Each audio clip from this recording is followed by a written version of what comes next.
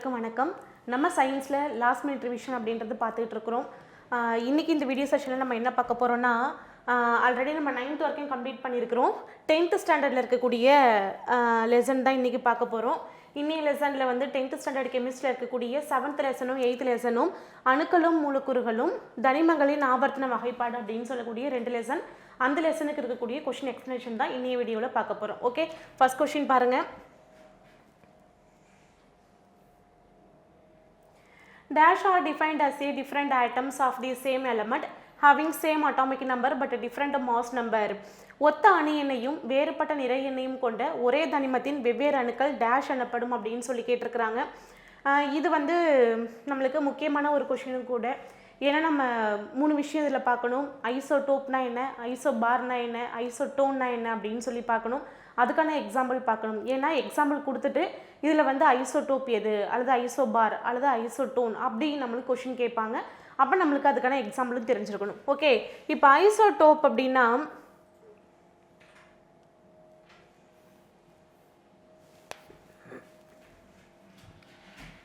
பாருங்க, isotope 1H1 1H2 1H3 6 carbon 12 6 carbon 13 இந்த மாதிரி குளோரினுக்கு நம்ம எடுத்துக்கலாம். சரி, இப்போ நம்ம இதில் 2 மட்டும் எக்ஸாம்பிள் பார்த்துப்போம்.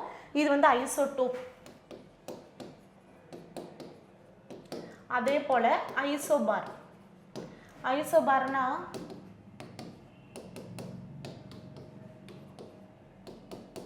இது ஐசோபாருக்கான எக்ஸாம்பிள். Third one isotone.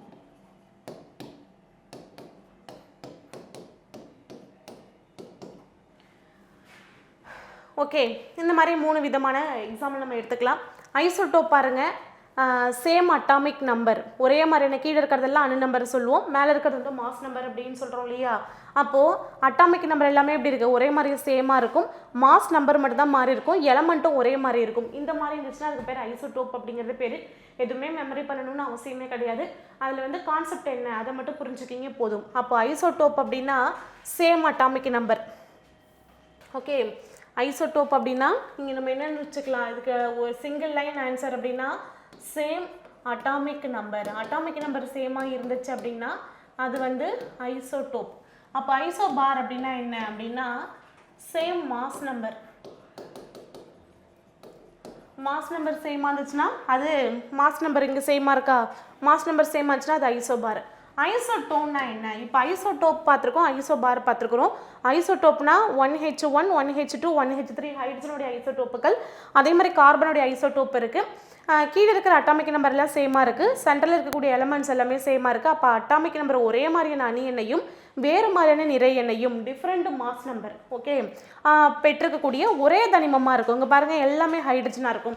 இந்த மாதிரி இருந்துச்சுன்னா அதுக்கு பேர் ஐசோடோப் அப்படிங்கிறது பேர். சிங்கிள் லைனில் சொன்னாக்கா சேம் அட்டாமிக் நம்பர் இருந்துச்சுன்னா அதுக்கு பேர் ஐசோடோப். ஐசோபார் பாருங்கள், இங்கே ஆர்கான் இருக்குது, அங்கே கால்சியம் இருக்குது. ஆனால் அட்டாமிக் நம்பர் வந்து டிஃபராக தான் இருக்குது. அட்டாமிக் நம்பர் இங்கே 18, இது இங்கே 20 இருக்குது. மேலே பார்த்தீங்கன்னா ரெண்டுக்குமே மாஸ் நம்பர் அப்படிங்கிறது சேமாக இருக்குது. அப்போ ஐசோபார் அப்படின்னா மாஸ் நம்பர் சேமாக இருந்துச்சு அப்படின்னா அதுக்கு பேர் ஐசோபார் அப்படின்றது பேர். அதே அதுதான் இங்கே எழுதிருக்கும், சேம் மாஸ் நம்பர் அப்படின்றது. அப்போ ஐசோடோன்னா என்ன, இங்கே பாருங்கள், அட்டாமிக் நம்பர் டிஃப்ரெண்ட்டாக இருக்குது, மாஸ் நம்பரும் டிஃப்ரெண்ட்டாக இருக்குது. ஆனால் வந்து பார்த்தோம்னாக்கா அங்கே இருக்கக்கூடிய எலமெண்ட்டும் டிஃப்ரெண்ட்டாக தான் இருக்குது, எதுவுமே சேமாக இல்லை. அப்போ இந்த இடத்துல ஐசோ அப்படின்னாலே என்ன அர்த்தம் அப்படின்னாலே ஐசோனாலே சேம்னு தான் அர்த்தம். ஐசோனாலே சேம்னு தான் அர்த்தம். ஆனால் இந்த இடத்துல எதுவுமே வந்து சேமாக இருக்கிற மாதிரி தெரியல. அப்போ ஐசோடோனுக்கு மட்டும் நம்ம என்ன ஃபார்முலா யூஸ் பண்ணணும் அப்படின்னா, இப்போது உங்களுக்கு ஐசோடோப்போ ஐசோபாரோ கேட்டாங்கன்னா ஈஸியாக நம்மளால் ஆன்சர் பண்ணிட முடியும்.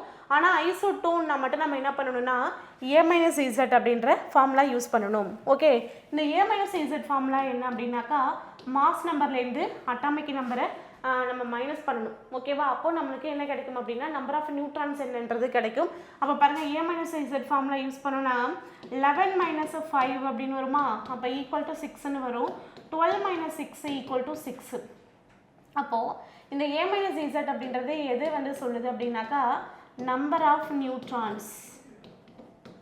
Number of neutrons. நியூட்ரான்ஸ் என்ன அப்படின்றத கண்டுபிடிக்கிறதுக்கான ஃபார்முலா தான் A-Z. அப்போது இந்த இடத்துல ஐசோடோன்னா என்ன சேமாக இருக்கும் அப்படின்னாக்கா number of neutrons.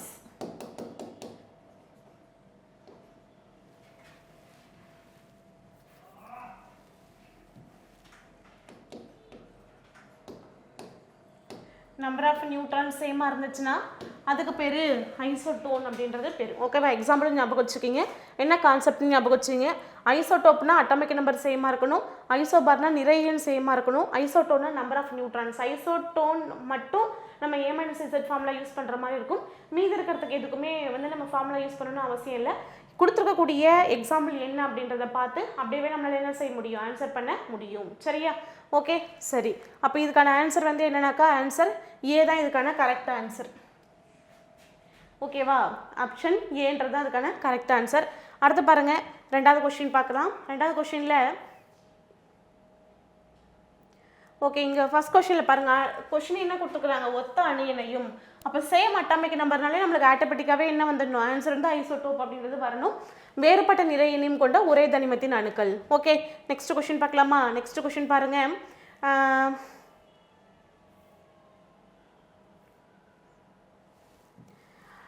Atom are so tiny their mass number cannot be exposed in grams but exposed in AMU. Statement 2 வந்து size of an atom can be measured in nanometer. அணுக்கள் மிக நுண்ணிய நிறை எண்களை பெற்றுள்ளதால் அவற்றை கிராமில் அளவிட முடியாது. எனவே அவை வந்து AMU என்றும் அளவிடப்படுகிறது. ரெண்டாவது வந்து அணுவின் உருவளவு நேனோமீட்டர் என்ற அலகினால் அளவிடப்படுகிறது அப்படின்னு கொடுத்துருக்குறாங்க. இந்த ரெண்டு ஸ்டேட்மெண்ட்டுமே நம்மளுக்கு கரெக்டு தான். அணுக்கள் வந்து ரொம்ப மிக மிக சின்னது, ரொம்ப சின்ன துகள்கள் அப்படின்னு சொல்லி பார்க்குறோம். அணுவே மிக சின்னது தான், அதில் இருக்கக்கூடிய பார்ட்டிகல்ஸ் இன்னும் சின்னது. அதனால் நம்மளால் வெறுங்கனால என்ன செய்ய முடியாது, பார்க்க முடியாது. அதனால் வேண்டி என்ன செய்கிறாங்க, அவற்றை நம்மளால் என்ன செய்ய முடியாது, ரொம்ப சின்னதுன்றதுனால கிராமில் நம்மளால் கண்டிப்பாக என்ன செய்ய முடியாது, அதை மெஷர் பண்ண முடியாது, கிராமில் மெஷர் பண்ண முடியலை. அதனால் என்ன செய்கிறாங்கன்னாக்கா அதை AMU அப்படின்ற அந்த யூனிட்டில் நம்ம சொல்கிறோம். AMU அப்படின்னா நான் ப்ரீவியஸ் வீடியோலேயே உங்களுக்கு சொல்லியிருக்கேன்.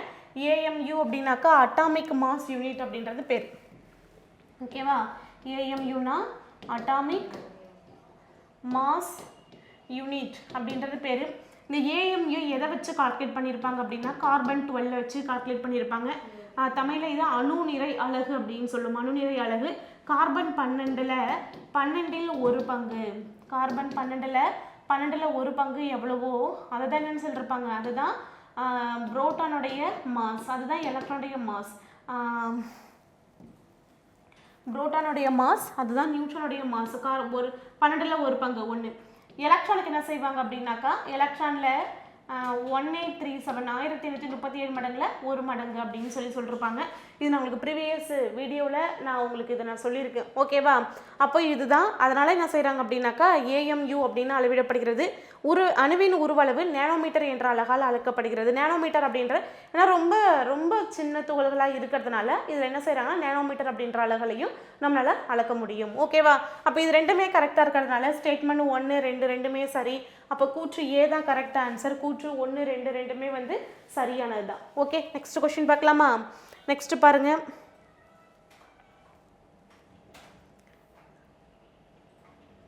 Modern periodic law states that the physical and chemical proportion of element or the periodic function of அப்படின்னு கேட்டிருக்கிறாங்க.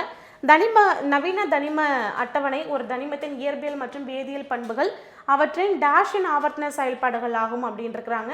இது வந்து ஒரு முக்கியமான கொஸ்டினும் கூட. சரியா? இங்கே என்ன கேட்டிருக்கிறாங்க அப்படின்னு சொல்லி பாருங்க. கொடுத்துருக்கிறது ஃபஸ்ட்டு என்ன கொடுத்துருக்குறாங்க அப்படின்னாக்கா மாடர்ன் கொடுத்துருக்குறாங்க, நவீன தனிம வரிசை அட்டவணை. அப்போ நவீன தனிம வரிசை அட்டவணைனாலே அது யார் வந்துருவா அப்படின்னா மோஸ்ட்லி வந்துருவார். மோஸ்ட்லியுடைய அட்டவணை தான் நவீன தனிம வரிசை அட்டவணை அப்படின்னு சொல்கிறோம். கரெக்டா? அப்போ அதனுடைய அந்த தனிமத்தினுடைய இயற்பியல் மற்றும் வேதியியல் பண்புகள் அவற்றின் நவீன தனிம வரிசை அட்டவணைனாலே எதை பொறுத்தது அப்படின்னாக்கா அணு எண் அப்படின்றது அட்டாமிக் நம்பரை பொறுத்தது. சரியா? இதுவே இந்த டேஷில் அணு நிறை அப்படின்னு நம்ம இதை ஆன்சர் பண்ணோம் அப்படின்னா இது யாருடைய டேபிள் அப்படின்னா இது வந்து மெண்டலீஃபினுடைய அட்டவணை அப்படின்னு அர்த்தம். ஓகேவா? ஒரு நவீன தனிம அதாவது நவீன வராமல் தனிம வரிசை அட்டவணை ஒரு தனிமத்தின் இயற்பியல் மற்றும் வேதியியல் பண்புகள் அவற்றின் ஆவர்த்தன செயல்பாடான அணு நிறையை பொறுத்தது அப்படின்னு சொல்லி கொடுத்தாங்க அப்படின்னாக்கா அது மெண்டலீஃப் அட்டவணை. ஓகேவா? அப்போ அணு நிறைன்னு வந்துன்னா மெண்டலீஃப் அட்டவணைன்னு வரணும். அணு எண்ணெய் பொறுத்தது அப்படின்னு வந்ததுனாக்கா அது வந்து மோஸ்ட்லி அட்டவணை அப்படிங்கிறது வரணும். சரியா? டிஃப்ரென்ஸ் தெரிஞ்சுக்கணும் ரெண்டுக்குமே. இப்போ வந்து மெண்டலீஃப் அட்டவணை மோஸ்ட்லி அட்டவணை ரெண்டுக்கும்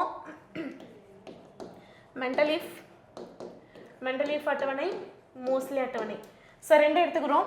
ரெண்டுத்துலேயுமே உங்களுக்கு தெரியும் ஒரு பீரியாடிக் டேபிள் அப்படின்றது நம்ம வந்து ஹரிசாண்டலாகவும் பார்ப்போம், வெர்டிகலாகவும் பார்ப்போம். ஓகேவா? அப்போ என்னென்னா இந்த மெண்டலீஃப் அட்டவணை, மோஸ்ட்லி அட்டவணை இது ரெண்டுத்தையும் வந்து எப்படி வந்து அட்டவணைப்படுத்திருக்கிறாங்க அப்படிங்கிறத நம்ம பார்க்கணும். அதில் வந்து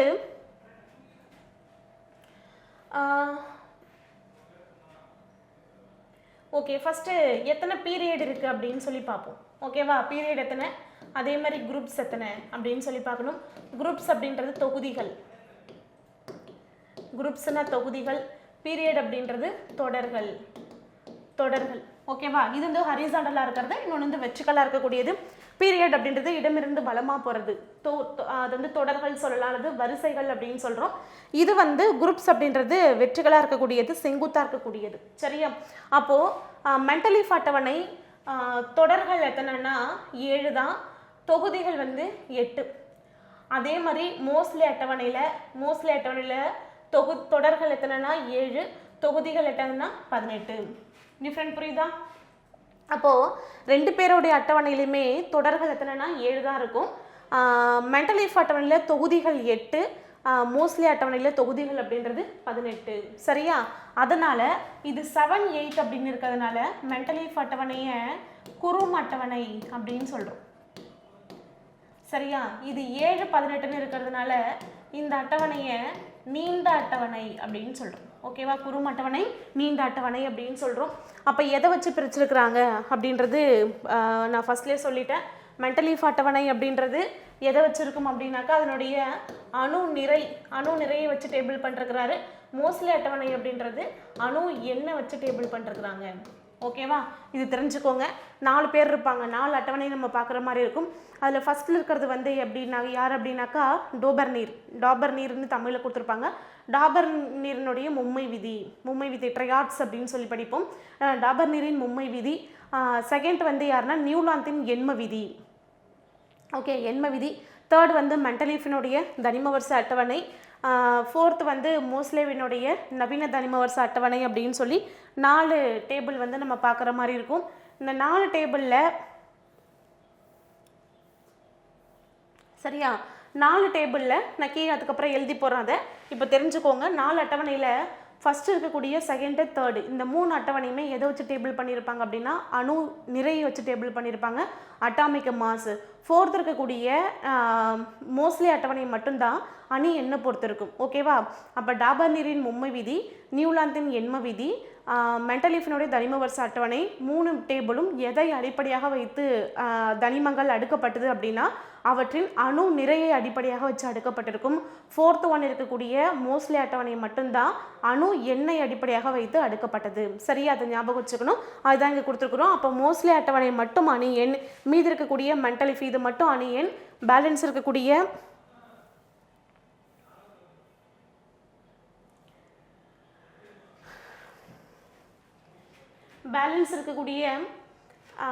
மெண்டலீஃப் அட்டவணை ஃபஸ்ட் இருக்கக்கூடிய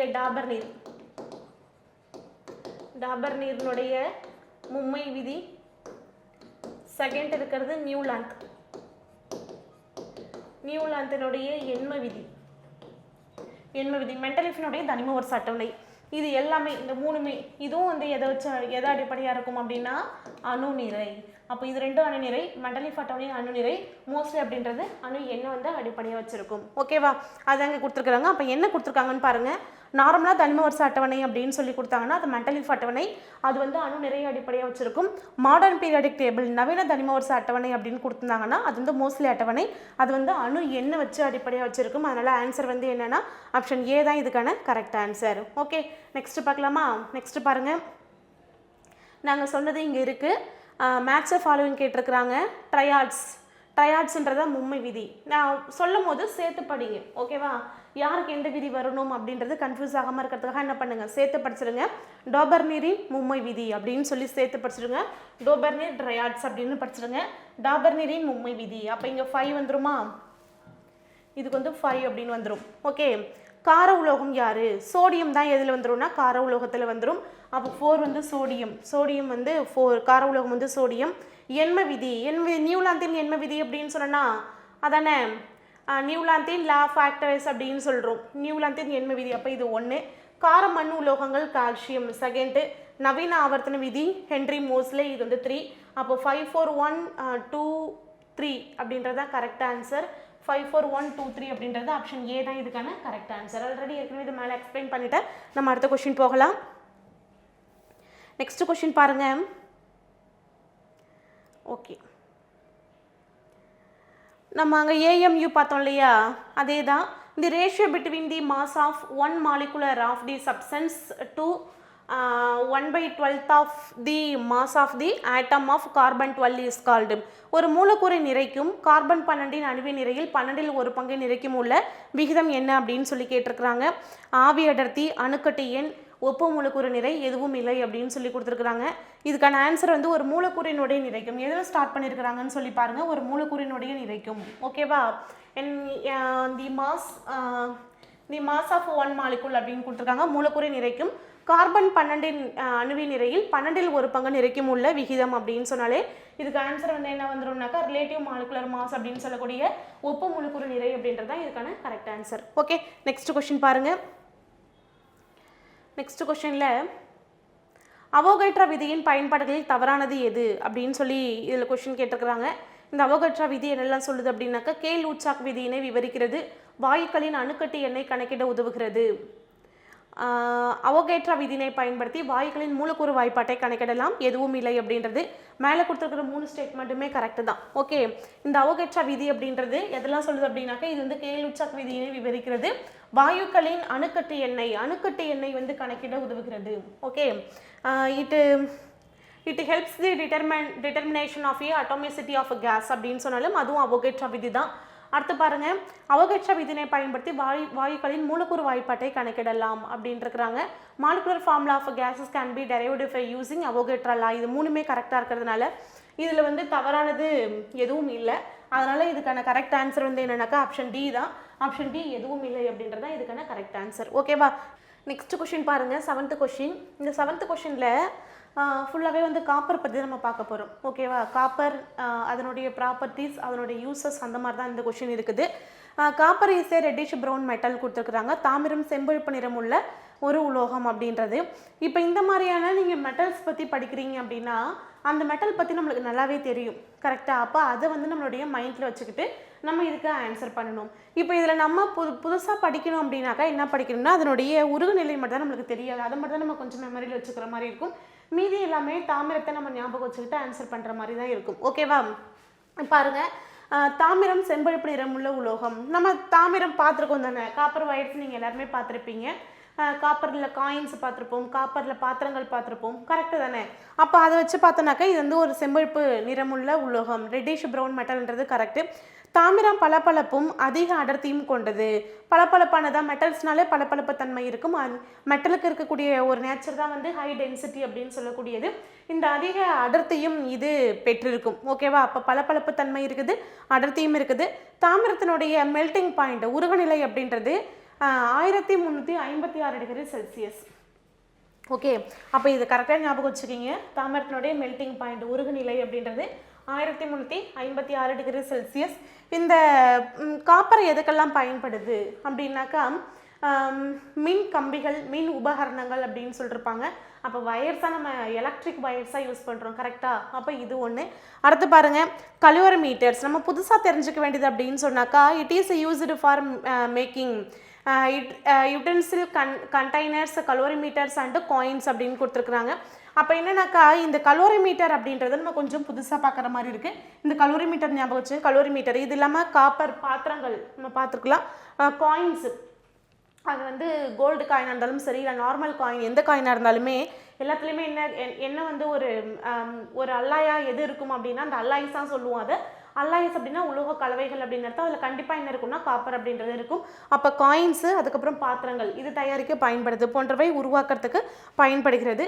அதுக்கப்புறம் வந்து இது இல்லாமல் முலாம் பூசறதுக்கு பயன்படுது அப்படின்னு சொல்லியிருப்பாங்க. இது இல்லாமல் தங்கத்தோட வெள்ளியோட சேர்த்து நகைகள் ஆபரணங்கள் தயாரிப்பில் பயன்படுகிறது. கண்டிப்பாக வந்து நம்ம பயன்படுத்தக்கூடிய ஜுவல்ஸ் எல்லாத்துலேயுமே என்ன இருக்கும், காப்பரும் சேர்ந்துருப்போம். பியூர் கோல்டை வச்சு என்ன செய்ய முடியாது, ஜுவல்ஸ் செய்ய முடியாது. அப்போ ஜுவல்ஸ் செய்யறதுக்காக வேண்டிய அதில் என்ன சேர்ப்பாங்கன்னா காப்பர் சேர்ப்பாங்க. அப்போ வெள்ளியோட தங்கத்தோட காப்பர் அப்படின்றது சேர்த்து தான் பயன்படுத்தப்படுகிறது. இது எல்லாமே அதனுடைய யூசஸ். இதில் எதுவுமே எரராக இல்லை, எல்லாமே கரெக்டாக இருக்கிறதுனால ஆப்ஷன் டி தான் இதனுடைய கரெக்ட் ஆன்சர். 1 2 3 4 நாலுமே வந்து சரியாக இருக்கிறதுனால இதனுடைய ஆன்சர் வந்து option D. Okay, next question பாருங்கள். அவோகட்ரா எண்ணின் மதிப்பு. இது நல்லாவே தெரிஞ்சதானே. அவோகட்ரா எண்ணினுடைய மதிப்பு அப்படின்னா ஷார்ட்டாக ஞாபகம் வச்சிங்க, இங்கே 23 இங்கேயும் 23 அப்படிங்கிறது வரணும். அப்போ 6.023 × 10^23 நெகட்டிவில் வரக்கூடாது. ஓகேவா, அங்கெல்லாம் நெகட்டிவில் கொடுத்துருக்குறாங்க, அந்த மாதிரி வரக்கூடாது. 6.023 × 10^23 அப்படின்றது தான் அவோகட்ரா எண் அப்படின்னு சொல்லிட்டு இதை அப்படியே மெமரி பண்ணி வச்சுருக்கீங்க. அவோகட்ரா எண்ணின் மதிப்பு அப்படின்றது 6.023 × 10^23 அப்படின்றது அவோகட்ரா எண். ஓகே, நெக்ஸ்ட் கொஸ்டின் பார்க்கலாமா. நெக்ஸ்ட் கொஸ்டின் பாருங்கள். இது எல்லாமே மாலிகுலர் மாஸ், மூலக்கூறு நிறை அப்படின்றது கேட்டிருக்கிறாங்க. H2Oக்கு 18. ஓகே, H2Oக்கு என்ன வரும், 18 வருமா. ஒரு H2O, அப்போ ஒரு ஹைட்ரஜனுக்கு 1, ஒரு ஹைட்ரஜனுக்கு 1. ஆக்சிஜன் அப்படின்றது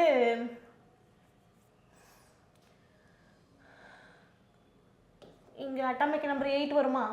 ஸோ அப்போ இங்கே ஒரு ஹைட்ரஜனுக்கு 1, இங்கே வந்து 16 அப்படின்றது வரணும். நம்மளுக்கு H2 அப்படின்னு 2 ஹைட்ரஜன் இருக்கிறதுனால நம்ம இந்த இடத்துல அது என்னென்னு எடுத்துக்கிறோம் அப்படின்னாக்கா 2 ஹைட்ரஜன் இருக்கிறதுனால இதை நம்ம 2ன்னு எடுத்துக்கிறோம். அப்போ டோட்டலாக இங்கே எத்தனை வரணும் அப்படின்னா 18 அப்படின்றது வரணும். ஓகே, அப்போ H2Oக்கு என்ன வரும்னா 18 அப்படின்றது வரும். ஓகேவா, அடுத்து பாருங்கள் கார்பன் டை ஆக்சைடு. கார்பன் டை ஆக்சைடுக்கு கார்பனும் ஆக்சிஜனும் இருக்கா, கார்பனும் ஆக்சிஜனும் இருக்குது. ஆக்சிஜன் எத்தனை ஆக்சிஜன் இருக்குன்னா 2 ஆக்சிஜன் இருக்குது. இதுக்கு 12 அப்படின்னு வரணும். இதுக்கு மேலே ஆக்சிஜன் பார்த்துருக்குறோம் 16. அப்போ 2 இருக்கிறதுனால டோட்டலாக எத்தனைன்னு போடுறோம், 32 அப்படின்னு போடுறோம். அப்போ எவ்வளோ வரணும்னா 44 அப்படின்றது வரணுமா. ஒரு ஆக்சிஜனுக்கு 16, அப்போ 2 ஆக்சிஜன் இருக்கிறதுனால நம்ம எவ்வளோன்னு எடுத்துக்கிறோம்னா 32 அப்படிங்கிறது. கீழே எழுதிருக்கிறது வந்து இதெல்லாம் அட்டாமிக் நம்பர். ஓகேவா, அட்டாமிக் நம்பர். இங்கே 6 கார்பன் 12 தான் எழுதுவோம். ஓகேவா, அதே மாதிரி இங்கே 8 கார்பன் 16 தான் எழுதுவோம். அந்த மாதிரி மேலே இருக்கிற அட்டாமிக் மாஸ் ஆச்சு நம்ம கால்குலேட் பண்ணுறோம். ஓகேவா, அதே மாதிரி தான் அம்மோனியாவுக்கும் அப்புறம் வந்து ஹைட்ரோக்ளோரிக் ஆசிடுக்கும் அப்படி தான். ஒரு நைட்ரஜனுக்கு வந்து 14 வரணும். ஓகேவா, ஒரு நைட்ரஜனுக்கு 14 வரணும். ஓகே, நெக்ஸ்ட்டு பாருங்கள் அம்மோனியா இருக்குது. அம்மோனியாவில் என்னென்ன இருக்குதுன்னு பாருங்கள். நைட்ரஜன் இருக்கா, நைட்ரஜனும் ஹைட்ரஜனும் இருக்குது. நைட்ரஜன் ஹைட்ரஜன் ஒரு நைட்ரஜன் தான் இருக்குது. ஓகேவா, நைட்ரஜன் 7, இங்கே 14. அப்போது 14 டைரெக்டாக அப்படியே எடுத்துக்கலாம். ஹைட்ரஜனுக்கு வந்து 1H1ன்னு எழுதுவோமா. இங்கே எத்தனை ஹைட்ரஜன் இருக்குது, 3 ஹைட்ரஜன் இருக்குது, அதனால் இங்கே 3 அப்படின்னு எடுத்துக்கலாம். ஒரு ஹைட்ரஜனுக்கு 1, 3 ஹைட்ரஜனுக்குனால 3 அப்படின்னு எடுத்துக்கிட்டோம்னாக்கா இங்கே டோட்டலாக 17 அப்படின்றது வரும். ஓகே, அடுத்து பாருங்கள் HCl. அப்போது HCl ஹைட்ரஜன் குளோரின் எடுத்துக்கிறோம். ஹைட்ரஜனுக்கு 1H1 எழுதுகிறோம். அப்போ 1 தான். ஒரு ஹெச் இருக்கிறனால 1ன்னு எடுத்துக்கிறோம். குளோரின் பாருங்கள், குளோரின் வந்து அட்டாமிக் நம்பர் 17, மாஸ் நம்பர் வந்து 35.5ன்னு வரணும். அப்போ இந்த இடத்துல ஒரு Cl தான் இருக்கிறதுனால நம்ம இதை என்ன எடுத்துக்கிறோன்னா 35.5 அப்படின்னு எடுத்துக்கிறோமா. அப்போ நம்ம அதை ஆட் பண்ணும் போது 36.5 வருமா. அப்போ அதுதான் இங்கே இருக்குது. ஓகேவா, சரியா. இங்கே ஹைட்ரஜன் 1H1 இங்கே இது எழுதிட்டோம். ஆக்சிஜன் மேலே இருக்கிறது அதே சேம் தான், 8 16 அப்படின்றதா வரணும். அதுதான் நான் போட்டிருக்கிறேன். இது உங்களுக்கு புரிஞ்சிருக்கும்னு நினைக்கிறேன். அப்போ என்ன வரும், ஹைட்ரஜனுக்கு 18 வரணுமா 1, கார்பன் டை ஆக்சைடுக்கு 44 2, அம்மோனியாவுக்கு 17 வரணும் 3, HClக்கு 36.5ன்னு வரணும் 4, 1 2 3 4 அப்படின்றது தான் என்னுடைய கரெக்ட் ஆன்சர்.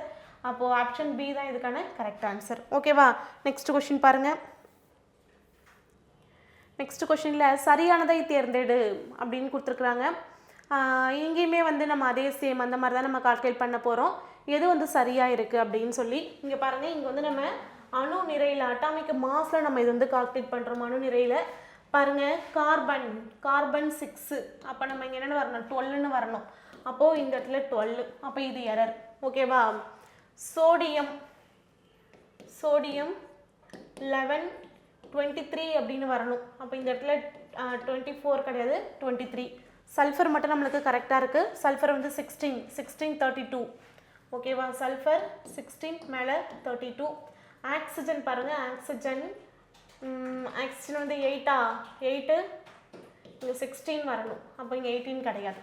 ஓகே, அப்போ எது கரெக்டாக இருக்குன்னாக்கா ஆப்ஷன் சி சல்ஃபர் மட்டும் கரெக்டாக இருக்கா, 32ன்றது கரெக்டாக இருக்குது.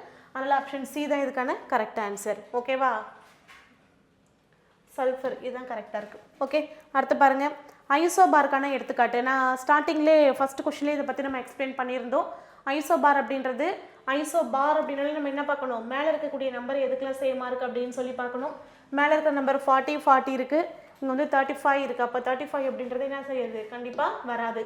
அப்போ இங்கே பாருங்கள் 40 அப்படின்றது கால்சியமும் ஆர்கானும், இந்த மேலே இருக்கக்கூடிய இந்த மாஸ் நம்பர் அப்படிங்கிறது ஈக்குவலாக இருந்துச்சுனாக்கா அதுதான் அது ஐசோபார். அப்போ ஏவும் பி தான் இதுக்கான கரெக்ட் ஆன்சர். அப்போ ஆப்ஷன் டி தான் அதனுடைய கரெக்ட் ஆன்சர். இதுக்கான ஆப்ஷன் வந்து ஆப்ஷன் டி. ஓகே, அடுத்து பாருங்கள் நெக்ஸ்ட் கொஸ்டினில் மாறா வெப்ப மற்றும் அழுத்த நிலையில் ஒரு குறிப்பிட்ட பருமனுள்ள வாயு அல்லது ஆவியை நிறைக்கும் அதே பருமனுள்ள ஹைட்ரஜன் அணுவின் நிறைக்கும் உள்ள விகிதம் அப்படின்னா என்னன்னு சொல்லி கேட்குறாங்க. Which is the ratio of the mass of a certain volume of a gas or vapor to the mass of an equal volume of hydrogen measured under a same condition of temperature and pressure அப்படின்று கேட்டிருக்கிறாங்க. இதுக்கான correct answer என்ன அப்படின்னாக்கா, இதில் வந்து எது மாறாது, வெப்பமும் அழுத்தமும் மாறாது. ஒரு குறிப்பிட்ட பருமன் இருக்கக்கூடிய வாயுக்களாக இருக்கலாம் அல்லது ஆவியை நிறைக்கும் அதே பருமன் இருக்கக்கூடிய ஹைட்ரஜன், இந்த இடத்துல எது எடுத்துக்கிறாங்க, ஹைட்ரஜன் அணுவின் நிறைக்கும் இருக்கக்கூடிய தொடர்பு அப்படின்னு சொல்லி விகிதம் அப்படின்னு சொல்லி கேட்டாங்கன்னா அதுக்கான ஆன்சர் வந்து வேப்பர் டென்சிட்டி அப்படின்றது, ஆவி அடர்த்தி அப்படின்றது தான் அதுக்கான correct answer, vapour density. Okay, next question பாருங்க. நெக்ஸ்ட் கொஸ்டின்ல 1 molecule of H2SO4 is dash times is heavy as 1/12 of a mass of a carbon 12 அப்படின்னு கேட்டிருக்கிறாங்க. ஒரு சல்ஃபூரிக் அமிலத்தின் மூலக்கூறு நிறையானது 1/12 பங்கு கார்பன் 12 அணுவின் நிறையை விட எவ்வளோ மடங்கு அதிகமாக இருக்கும் அப்படின்னு சொல்லி கேட்குறாங்க. நம்ம இப்போ எப்படி கால்குலேட் பண்ணமோ அதே சேம் அப்படி தான் நம்ம இப்போ கால்குலேட் பண்ண போகிறோம். அப்போ பாருங்கள் H2SO4 அப்படின்னு நம்ம எடுத்துக்கிறோமா, H2SO4. ஓகே, சல்ஃபூரிக் அமிலத்தினுடைய மூலக்கூறு நிறையானது 1/12 பங்கு கார்பன் 12 அணுவின் நிறையை விட எவ்வளோ மடங்கு அதிகமாக இருக்குது. எப்போதுமே நம்ம என்ன பண்ணுறோம், கார்பன் 12 1/12 பங்கு அப்படின்றத வச்சு தான் நம்ம என்ன செய்கிறோம், அதை கால்குலேட் பண்ணணும். அதில் எவ்வளோ பங்கு அதிகமாக இருக்குது அப்படின்னு சொல்லி கேட்குறாங்க. அப்போ நம்ம இங்கே என்ன எடுத்துக்கிறோம் அப்படின்னாக்க H2SO4 அப்படின்றது எடுத்துக்கிறோம். இப்போ தனித்தனியாக எழுதுவோம், ஹைட்ரஜன், சல்ஃபர், ஆக்சிஜன். ஓகே, ஒரு ஹைட்ரஜனுக்கு இங்கே வந்து 1, இங்கேயும் 1, சல்ஃபர் வந்து 16, இங்கே 32 சொன்னோம், ஆக்சிஜன் 8, இங்கே வந்து 16. ஓகேவா, அப்போது 2 ஹைட்ரஜன் இருக்குது. ஓகே, 2 ஹைட்ரஜன் இருக்கிறதுனால ஒரு ஹைட்ரஜனுக்கு 1, 2 ஹைட்ரஜனுக்கு 2ன்னு நம்ம எடுத்துக்கிறோம். சல்ஃபர் வந்து 1 தான் இருக்குது, அதனால் இங்கே என்ன எடுத்துக்கிறோன்னா 32 அப்படின்னு எடுத்துக்கிறோம். இங்கே மட்டும் பாருங்கள் ஆக்சிஜன் 4 இருக்குது. ஓகேவா, அப்போ 16 × 4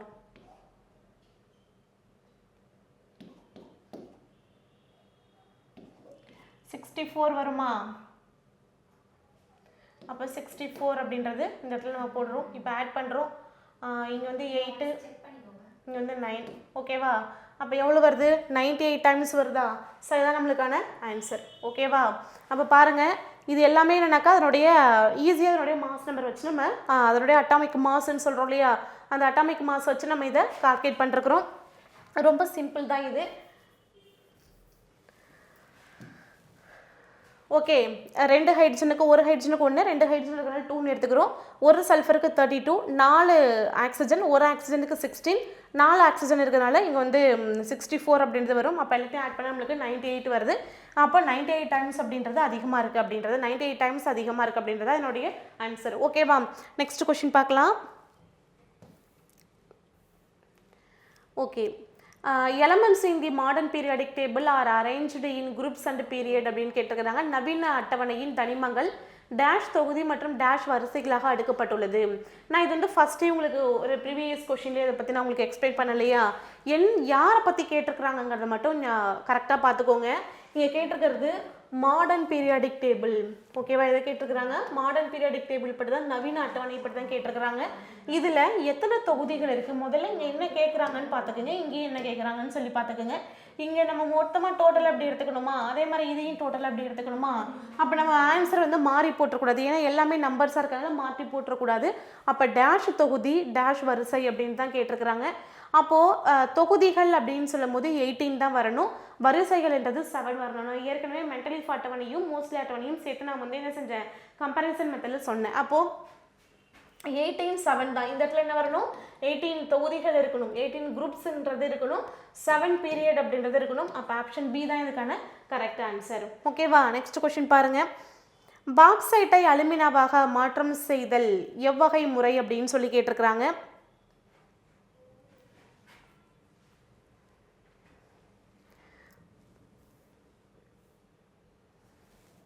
ஓகே, பாக்சைட் பாருங்க, Al2O3.2H2 இதுதான் என்ன சொல்கிறோம், பாக்சைட் அப்படின்னு சொல்கிறோம். இந்த பாக்சைட்டை அலுமினாவாக மாற்றுறோம், பாக்சைட்டை அலுமினாவாக மாற்றுறோம். Al2O3 alumina. இந்த அலுமினாவை அலுமினியமாக மாற்றுறோம், அப்போ பாருங்கள், பாக்சைட்டை அலுமினாவாக மாற்றக்கூடிய முறை, பாக்சைட்டை அலுமினாவாக மாற்றக்கூடிய முறைக்கு பேர் பேயர் முறை அப்படின்னு பேர். இதுவே அலுமினாவை அலுமினியமாக மாற்றக்கூடிய முறைக்கு பேர் ஹால் முறை அப்படின்னு பேர். சரியா, ஃபர்ஸ்ட் பேயர் முறை வரணும், அதுக்கப்புறம் இருக்கிறது என்ன மெத்தட், ஹால் முறை. அப்போ இங்கே என்ன கேட்டிருக்கிறாங்க, பாக்சைட்டை அலுமினாவாக மாற்றக்கூடிய முறை தான் கேட்டிருக்கிறாங்க. பாக்சைட்டை அலுமினாவாக மாற்றக்கூடியது இங்கே இருக்குது, அதுக்கு பேர் பேயர் முறை பேர். இந்த Al2O3 தான் அலுமினா சொல்கிறோம், இதை வந்து அலுமினியமாக மாற்றணும். அதுக்கு என்ன மெத்தட் அப்படின்னாக்கா ஹால் மெத்தட் அப்படின்றது யூஸ் பண்ணுறோம். அப்போ இதுக்கான கரெக்ட் ஆன்சர் வந்து என்னன்னாக்கா பேயர் முறை அப்படின்றத இதுக்கான கரெக்ட் ஆன்சர். ஓகேவா, நெக்ஸ்ட் கொஸ்டின் பார்க்கலாமா. நெக்ஸ்ட் கொஸ்டின் பாருங்கள், வெள்ளி பற்றி கேட்டிருக்கிறாங்க, சாரி அலுமினியம் பற்றி கேட்டிருக்கிறாங்க. It is a silvery white metal, வெள்ளையை போன்று வெண்மையான உலோகம். அலுமினியம் நம்ம பார்த்துருக்கோம் தானே, வீட்டில் அலுமினியம் பாத்திரம்லாம் யூஸ் பண்ணுறோம் இல்லையா. அப்போ நம்மளுக்கு தெரிஞ்ச ஏதாவது ஒன்று இருந்துச்சுன்னா அதை வச்சு நம்ம என்ன செய்யணும், இதை ஆன்சர் பண்ணுறதுக்கு அதை வச்சு நம்ம ஞாபகம் வச்சுக்கலாம். அப்போ அலுமினியம் பார்த்துருக்குறோம், அலுமினியம் அப்படின்றது எதை போல் இருக்குது, வெள்ளியை போல் தானே இருக்குது. அப்போ வெள்ளியை போல் வெண்மையான உலோகம் அப்படின்றது கரெக்டாக அப்படின்னு கேட்டால் கரெக்டு தான். லேசான அடர்த்தி குறைந்த உலோகம், இது வந்து அலுமினியம்னாலே எப்போதுமே எப்படி இருக்கும், வெயிட்லெஸ்ஸாக தான் இருக்கும். ஓகேவா, வெயிட் இருக்காது, வெயிட்லெஸ்ஸாக தான் இருக்கும். அப்போ லேசான அடர்த்தி குறைந்த உலோகம்ன்றது கரெக்டு. பளபளப்பான ஒளிரும் தோற்றம் கொண்டதாக மாற்ற இயலும், இதன் உருகு நிலை 660 டிகிரி செல்சியஸ். அப்போ இது ரொம்ப முக்கியம், இதனுடைய மெல்டிங் பாயிண்ட் எவ்வளவு அப்படின்னாக்கா 660 டிகிரி செல்சியஸ். இது எல்லாமே கரெக்ட் தான். அப்போ இது யாரை சொல்கிறாங்க அப்படின்னு கேட்டாக்கா இது வந்து நம்ம ஆப்ஷன் சி தான் இதுக்கான கரெக்ட் ஆன்சர், அலுமினியம். கண்டிப்பாக இரும்பு வராது. ஓகேவா, இரும்பு வந்து என்னவா இருக்காது, வெள்ளி போன்ற வெண்மையான உலோகம் கிடையாது. வெள்ளியை போன்ற வெண்மையான உலோகம் அப்படின்னே யாரை சொல்ல மாட்டாங்க, வெள்ளியை சொல்ல மாட்டாங்க, தாமிரத்தையும் சொல்ல மாட்டாங்க. அப்போ கரெக்ட் ஆன்சர் வந்து யார் அப்படின்னாக்கா அலுமினியம்ன்றது தான் இதுக்கான கரெக்ட் ஆன்சர். நெக்ஸ்ட் கொஸ்டின் பார்க்கலாமா. நெக்ஸ்ட் கொஸ்டின் பாருங்கள், மேட்ச் ஆஃப் ஃபாலோவிங் கேட்டிருக்கிறாங்க. இதில் வந்து நம்ம என்ன பண்ண போகிறோம்னா சில ஃபார்முலாஸ் இருக்குது, அதனுடைய ஃபார்முலா வந்து நம்ம என்ன செய்யணும், மேட்ச் பண்ண போகிறோம். ஓகேவா, அப்போ நம்மளுக்கு இதில் என்ன தெரியும் அப்படின்னா, இப்போ நம்ம பார்த்தோம் இல்லையா பாக்சைட் அப்படின்னு சொல்லி நம்ம மேலே எழுதி போட்டோம் இல்லையா, பாக்சைட்டுக்கு நான் என்ன எழுதுனேன், Al2O3.2H2 அப்படின்னு எழுதுனேன்னா அப்போ என்ன எழுதிக்கலாம், இதுக்கு பாக்சைட்டுக்கு 2ன்றது தான் வரணுமா. குப்ரைட் அப்படின்னாலே குப்ரம்னாலே யார் வந்துடுவா, காப்பர் வந்துடுமா. அப்போ இந்த காப்பர் இந்த பேரில் இது மட்டும், இந்த ஃபார்முலா இது மட்டும் தான் இருக்குது. அப்போ இதுக்கு நம்ம 1ன்னு எடுத்துக்கலாம். சரியா, குப்ரைட்டுடைய ஃபார்முலா Ce2O அப்படின்றது, பாக்சைட் அப்படின்றது Al2O3.2H2 அப்படின்றது. ஓகேவா, அடுத்து பாருங்க, ஹேமடைட்டுடைய ஃபார்முலா வந்து Fe2O3. ஹேமடைட் அப்படின்றது இரும்போடைய முக்கியமான தாது தான் ஹேமடைட் அப்படின்னு சொல்கிறோம். அப்போ Fe2O3 அப்படின்றது இது 4. அப்போ பேலன்ஸ் இருக்கிறது யார், களிமண். அப்போ களிமண்ணுடைய ஃபார்முலா பாருங்கள், Al2O3.2SiO2.2H2 அப்படின்றது தான் இதனுடைய ஃபார்முலா. அப்போ இது வந்து 3. அப்போ 4 3 2 1 அப்படின்றது தான் ஆன்சர். அப்போ 4 3 2 1 அப்படின்றது ஆப்ஷன் பி தான் என்னுடைய கரெக்ட் ஆன்சர். ஓகேவா, அப்போ இந்த ரெண்டுத்தையும் நம்ம எடுத்துக்கிறோம் அப்படின்னா யாருன்னா இந்த களிமண்ணையும் பாக்சைட்டையும் எடுத்துக்கிறோம். சரியா, களிமண்ணையும் பாக்சைட்டையும் எடுத்துக்கிறோம். ரெண்டுத்துலேயும் பாருங்கள், களிமண்ணாக இருக்கட்டும் பாக்சைட்டாக இருக்கட்டும், இந்த ரெண்டுத்துலேயுமே Al2O3.2H2 Al2O3.2H2 SiO2.2H2 அப்படின்றது இருக்குது. அப்போ இது ரெண்டுத்துலேயுமே யார் ப்ரெசென்ட் ஆயிருக்கா அப்படின்னா ரெண்டுத்துலேயுமே யார் இருக்கா, அலுமினியம் இருக்குது. ரெண்டுத்துலேயுமே என்ன இருக்குது, அலுமினியம் இருக்குது. அப்போ ஃபஸ்ட்டு பாயிண்ட்டை நம்ம என்ன சொல்லணும்னா இது ரெண்டுமே வந்து அலுமினியத்தினுடைய மினரல்ஸ் அப்படின்னு சொல்லலாமா? ஓகேவா, அலுமினியத்தினுடைய கனிமங்கள் அப்படின்னு சொல்லலாம். அலுமினியத்தினுடைய கனிமங்கள் அப்படின்னு சொல்லலாமா? ஓகே, இவங்க 2 பேர் இருக்கிறாங்க. இந்த 2 பேரில் ஃபார்முலா நான் நேரடியாக எழுதி போடுறேன், இங்கே கன்ஃபியூஸ் ஆகிடாதீங்க.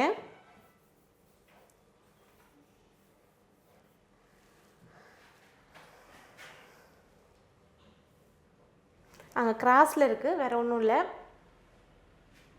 பாக்சைட்னா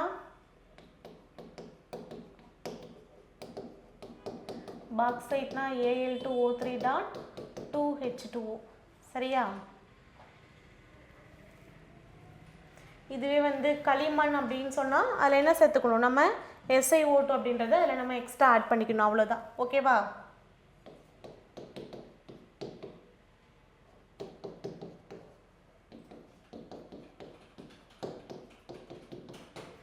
இது வந்து களிமண்,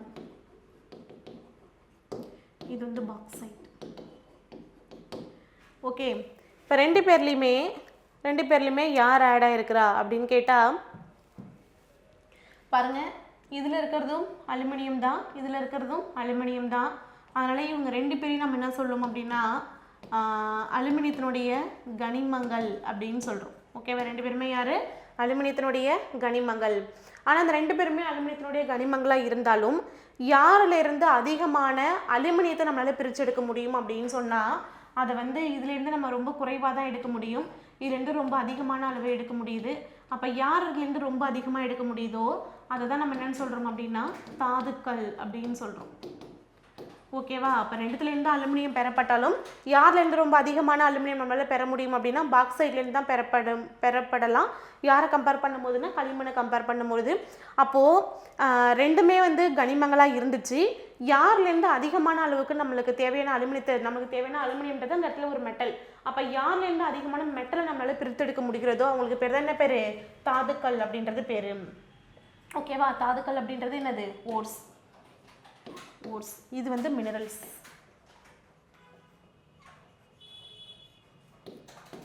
ஓகேவா? மினரல்ஸ். அப்போது இதை வச்சு நம்ம என்ன ஆன்சர் பண்ணலாம் அப்படின்னாக்கா தாதுக்கள், இந்த தாதுக்கள் எங்கேன்னு வந்துச்சு, கனிமங்கள் எங்கேன்னு வந்துச்சு. அப்போ தாதுக்கள் அனைத்தும் என்னது, கனிமங்கள். ஓகே, எல்லாமே என்னது கனிமங்கள்னா இது கரெக்டு.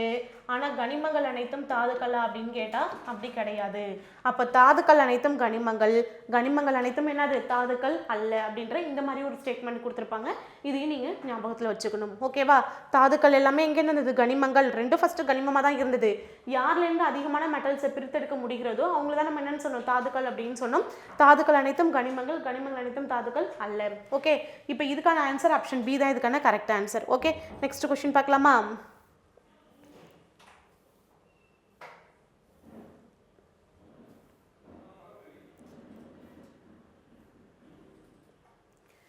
ஓகே, ஃபர்ஸ்ட் ஸ்டேட்மெண்ட் பாருங்கள். Atomic radius of an atom is defined as a distance between the center of its nucleus and the outermost shell containing the valence electron. ஒரு அணுவின் ஆரம் என்பது அதன் அணுக்கருவின் மையத்திற்கும். ஓகே, ஒரு அணுவின் ஆரம் என்பது அதன் அணுக்கருவின் மையத்திற்கும். சரி, என்ன எடுத்துக்கிறோம், ஒரு அணு எடுத்துக்கிறோம், அந்த அணுவினுடைய மையத்திற்கும் அதென்ன கொடுத்துருக்குறாங்க, defined as a distance between the center of its nucleus அப்படின்னு கொடுத்துருக்காங்களா. ஒரு அணுவினுடைய மையத்திற்கும், அணுக்கருவின் மையத்திற்கும் இணைதர எலக்ட்ரான் உள்ள வெளிக்கூட்டிற்கும் இடையே உள்ள வெளிக்கூட்டிற்கும் அப்படின்னு எடுத்துக்கணும். ஓகேவா? வெளிக்கூட்டிற்கும், அதுதான் வந்து என்னன்னு சொல்கிறோம், அவுட்டர் மோஸ்ட் ஷெல் அப்படின்னு சொல்கிறோம். அப்போது இதை நான் எப்படி எடுத்துக்கிறேன், இப்போ இதை நான் பெருசாக கொஞ்சம் இது சைஸை நான் பெருசு பண்ணுறேன். இப்படி இருக்குது, இன்னொரு ஆட்டம் இப்படி இருக்குது. ஓகே, அப்போது இதனோட நியூக்ளியஸ் இது தான், அதே மாதிரி இதனுடைய நியூக்ளியஸ் இது தான், இதனுடைய அவுட்டர் மோஸ்ட் ஷெல் இது, இதனுடைய அவுட்டர் மோஸ்ட் ஷெல் இது. அப்போ இந்த நியூக்ளியஸ்லேருந்து இந்த அவுட்டர் மோஸ்ட் ஷெல்லில் இருக்கக்கூடிய இந்த எலக்ட்ரான், இந்த நியூக்ளியஸ்லேருந்து இந்த அவுட்டர் மோஸ்ட் ஷெல்லில் இருக்கக்கூடிய இந்த எலக்ட்ரான், இது ரெண்டுக்குமே இருக்கக்கூடிய அந்த டிஸ்டன்ஸ், தூரம் எவ்வளவு அப்படின்னு சொல்லி நம்ம கால்குலேட் பண்ணோம்னா அதுக்கு பேர் தான் அட்டாமிக் ரேடி அப்படின்னு பேர். அட்டாமிக் ரேடி அப்படின்றது அணுவின் ஆரம் அப்படின்றது பேர். ஓகேவா? சிம்பிளாக இவ்வளோ தான். நெக்ஸ்ட்டு பாருங்கள், ஸ்டேட்மெண்ட் 2ல் என்ன கொடுத்துருக்குறாங்க அப்படின்னு சொல்லி பார்க்கலாம். ஸ்டேட்மெண்ட் 2ல் direct measurement of a radius of an isolated atom is not possible except for a noble gas. Usually the atomic radius is referred to as a covalent radius or metallic radius depending on the nature of a bonding between the concentrated atom.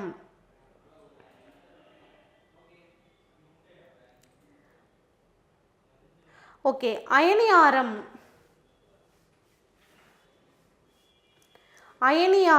அயனியாரம் என்பது ஒரு அயனியின் கரு மையத்திற்கும் அவ்வயனியின் electron திறமுகில் மீது அதன் கருவால் கவர்ச்சி விசை செலுத்த இயலும் தூரத்திற்கும் இடையே உள்ள தொலைவு என அழைக்கப்படுகிறது.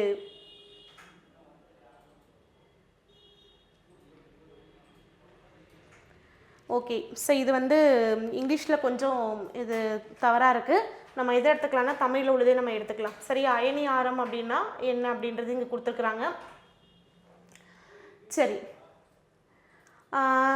இந்த இடத்துல அயனியாரம் அப்படின்றது என்ன கொடுத்துருக்குறாங்க அப்படின்னாக்கா, ஒரு அயனியினுடைய கரு மையத்திற்கும் சேம் இதே தான். ஒரு அயனி இந்த இடத்துல அணுன்னு எடுத்துக்கிட்டோம் இல்லையா, அதுக்கு பதிலாக நம்ம இங்கே என்னென்ன எடுத்துக்கிறோம், ஒரு அயனியை எடுத்துக்கிறோம். அந்த அயனியினுடைய கரு மையத்திற்கும் அவ்வயனியினுடைய எலக்ட்ரான் திறன்முகில் மீது அதன் கருவால் கவர்ச்சி விசை செலுத்த இயலும் தூரத்திற்கும் இடையே உள்ள தொலைவு என்னென்ன அழைக்கப்படுது அப்படின்னாக்கா அயனியாரம் அப்படின்னு சொல்லப்படுது.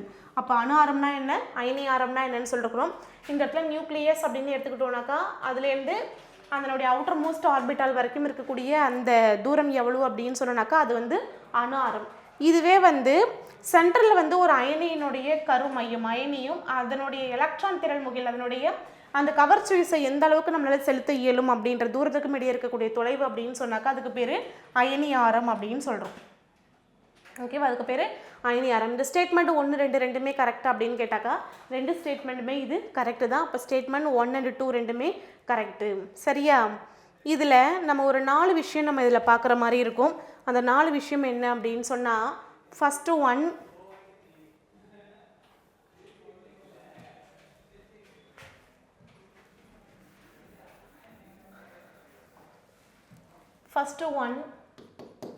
atomic and ionic radii. Second ionization energy. அடுத்து electron affinity. அடுத்து electronegativity. எலக்ட்ரோநெகட்டிவிட்டி அப்படின்னு சொல்லி 4 விஷயம் பார்க்கணும். அணு மற்றும் அயனியாரம்,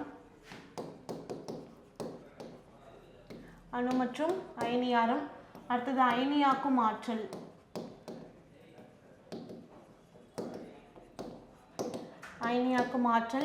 எலக்ட்ரான் நாட்டம், எலக்ட்ரான் கவர்தன்மை,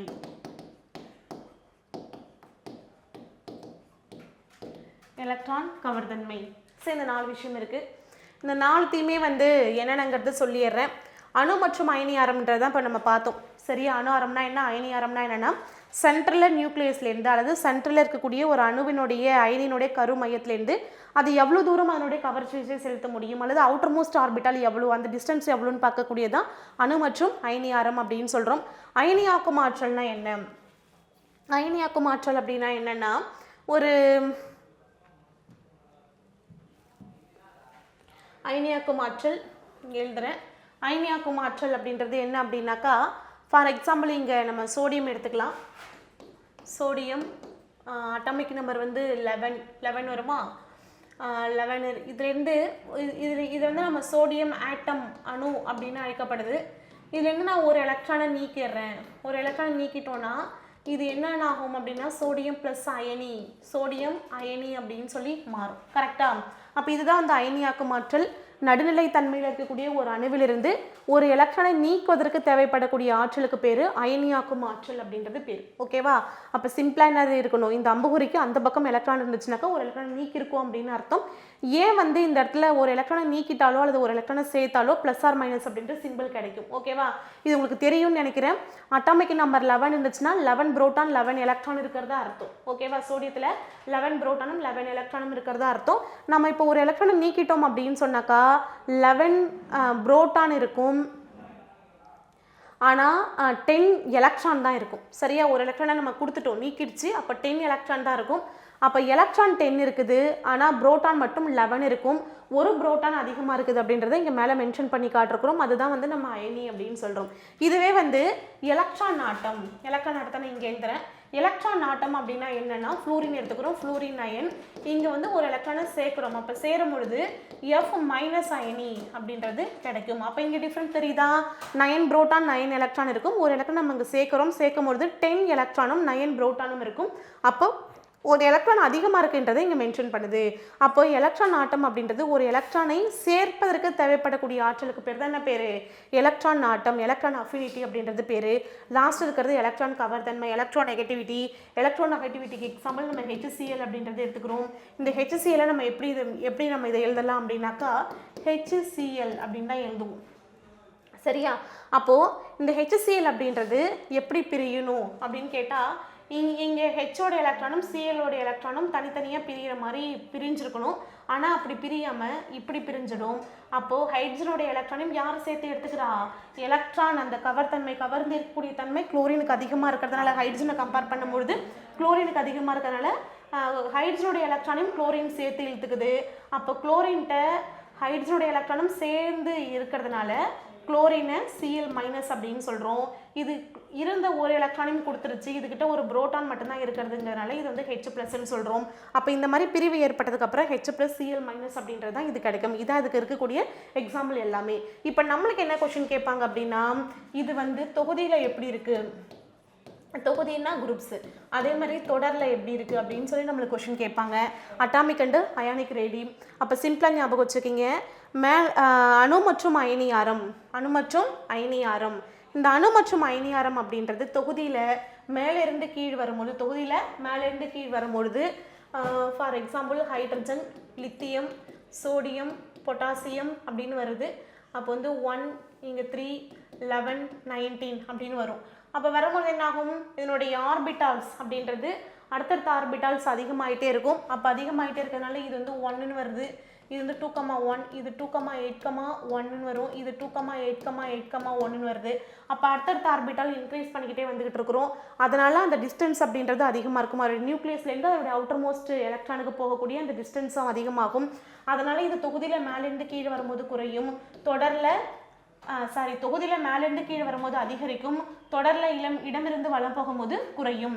மீதி இருக்கக்கூடிய எல்லாமே குறையும் அதிகரிக்கும், குறையும் அதிகரிக்கும், குறையும் அதிகரிக்கும். இது அப்படின்னு ஞாபகம் வச்சுக்கிங்க. இப்போ சப்போஸ் ஏதாவது ஒரு கொஸ்டின் கேட்குறாங்க, எலக்ட்ரான் ஆட்டம் தொகுதியில் டேஷ், தொடரில் டேஷ் அப்படின்னு சொல்லி கேட்டாங்கன்னா தொகுதியில் குறையும், தொடரில் அதிகரிக்கும் அப்படின்றது அதனுடைய கரெக்ட் ஆன்சர். ஓகே, ஸோ இதில் இருக்கக்கூடிய எல்லா விஷயத்தையும் நம்ம சொல்லிட்டோம். இப்போது இதில் வந்து ஸ்டேட்மெண்ட்டு 1, 2 ரெண்டுமே வந்து நம்மளுக்கு என்ன தான் கரெக்ட், ரெண்டுமே வந்து கரெக்டாக தான் இருக்குது. சரியா,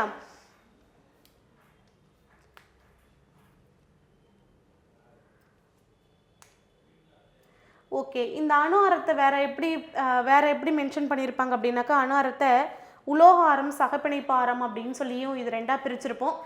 இதில் வந்து சகப்பிணைப்பு ஆரத்திற்கு என்ன எடுத்துக்காட்ட சொல்லியிருப்பாங்க அப்படின்னாக்கா, ஹைட்ரஜன் கொடுத்துருப்பாங்க. அந்த சகப்பிணைப்பு ஆரம் அப்படின்றது எதை சொல்லுது அப்படின்னு சொன்னால், உலோகாரம் அப்படின்றது எதை சொல்லும் அப்படின்னாக்கா,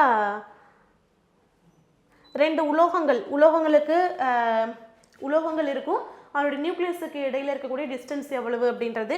அதே மாதிரி சகப்பிணைப்பு ஆரத்துக்கு என்ன எக்ஸாம்பிள் கொடுத்துருப்பாங்க அப்படின்னாக்கா, ஹைட்ரஜன் அப்படின்றது கொடுத்துருப்பாங்க. இந்த ஹைட்ரஜனில் ஹெச்சும் சேர்ந்து தான் என்ன இருக்கும், இந்த மாதிரி 2 ஹைட்ரஜன் சேர்ந்து இந்த நியூக்ளியஸ், இங்கே ஒரு நியூக்ளியஸ், இது ரெண்டுக்கும் இருக்கக்கூடிய அந்த டிஸ்டன்ஸ். ஓகேவா, இது எவ்வளோ இருக்குன்னா 0.74 ஆம்ஸ்ட்ராங் அப்படின்றது இருக்கும். இப்போ நம்ம வந்து இதில் சகப்பிணைப்பு ஆரம் கால்குலேட் பண்ணணும் அப்படின்னா, இந்த நியூக்ளியஸுக்கு இடையே இருக்கக்கூடிய தூரம், அந்த தூரத்தில் பாதி அப்படின்னு தான் நம்ம கால்குலேட் பண்ணணும். சகப்பிணைப்பு ஆரம் கால்குலேட் பண்ணணும் அப்படின்னா இந்த நியூக்ளியஸுக்கு இடையே இருக்கக்கூடிய தூரத்தில் பாதி அப்படின்னு. அப்போ 0.74 அப்படின்றது அந்த தூரம். இப்போ இதில் பாதி அப்படின்னு சொல்லும் போது 0.37 ஆம்ஸ்ட்ராங் அப்படின்றது வரும். அப்போ ஹைட்ரஜனுடைய சகப்பிணைப்பு ஆரம் எவ்வளோ அப்படின்னு கேட்டாங்க அப்படின்னாக்கா, இந்த 0.37 ஆம்ஸ்ட்ராங்ன்றது தான் கரெக்ட் ஆன்சர். ஓகேவா, நெக்ஸ்ட் கொஸ்டின் பார்க்கலாம்.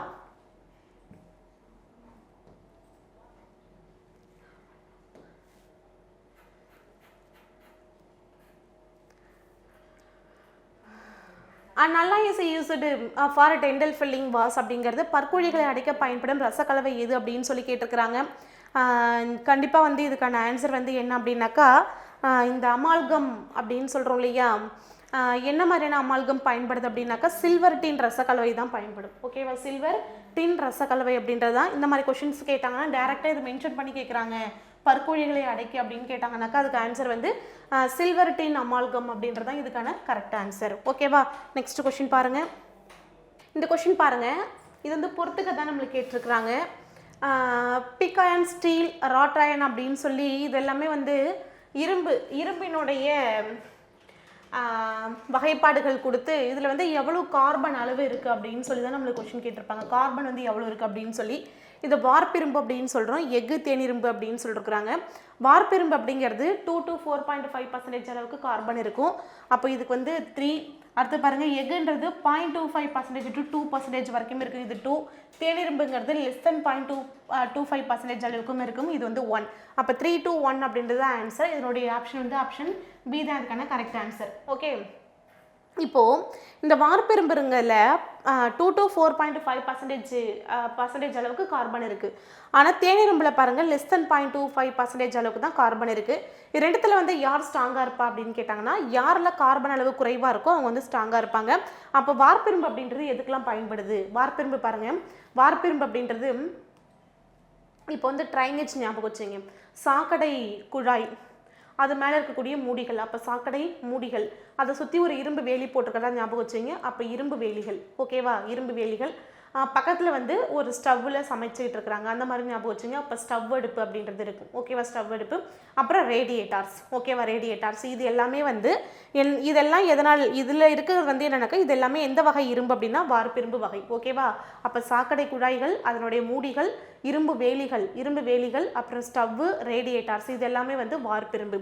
இந்த எஃகு அப்படின்றது, ஸ்டீல் அப்படின்றது எதுக்கு பயன்படுது அப்படின்னா பெரிய பெரிய கட்டுமானங்கள், எந்திர கட்டுமானங்கள், டிவி கோபுரங்கள், ஓகே, டிவி கோபுரங்கள், மின்கடத்து கம்பிகள், உலோக கலவைகள், அல்லாய்ஸ் அப்படின்னு சொல்கிறோம் இல்லையா, அந்த அல்லாய், ஸ்டீலுன்றதே என்னது அல்லாய் தான். அப்போ அல்லாய், அதுக்கப்புறம் மின்கடத்து கம்பிகள், இது எல்லாமே வந்து என்னன்னாக்கா ஸ்டீல். தேர்டு பாருங்கள், தேனிரும்பு. தேனிரும்புன்றது ஏன் வந்து இது ஸ்ட்ராங் அப்படின்னு சொல்கிறோன்னா கப்பலை நிறுத்தக்கூடிய நங்கூரம். ஓகேவா, அப்போ நங்கூரம் தயாரிப்பில் இது பயன்படுது. கம்பிச்சுருள் தயாரிக்க பயன்படுது. ஓகேவா, கம்பிச்சுருளாகவும் நங்கூரம் வந்து தயாரிக்கிறதுக்கு எல்லாத்துக்குமே என்ன பயன்படுது அப்படின்னாக்கா இந்த தேனிரும்பு அப்படின்றது பயன்படுது. ஓகேவா, மின்காந்தங்கள் தயாரிப்பிலும் இந்த தேனிரும்பு தான் பயன்படும். இது எல்லாமே அதனுடைய பயன்பாடுகளை நம்ம பார்க்குறோம். அப்போ இதுக்கான ஆப்ஷன் வந்து ஆப்ஷன் பி தான், 3 to 1 அப்படின்றது தான் இதுக்கான கரெக்ட் ஆன்சர். நெக்ஸ்ட் கொஸ்டின் பாருங்கள். பாத்திரங்கள், வெட்டும் கருவிகள், வாகன உதிரி பாகங்கள் தயாரிக்க பயன்படும் கலவை எது அப்படின்னு சொல்லி கேட்டிருக்கிறாங்க. இந்த பாத்திரங்கள், வெட்டும் கருவிகள் மற்றும் வாகன உதிரி பாகங்கள் தயாரிக்க பயன்படக்கூடியது வந்து ஸ்டெயின்லெஸ் ஸ்டீல் அப்படின்னு சொல்லக்கூடிய துருப்பிடிக்காத இரும்பு தான் வந்து இதுக்கு பயன்படுது.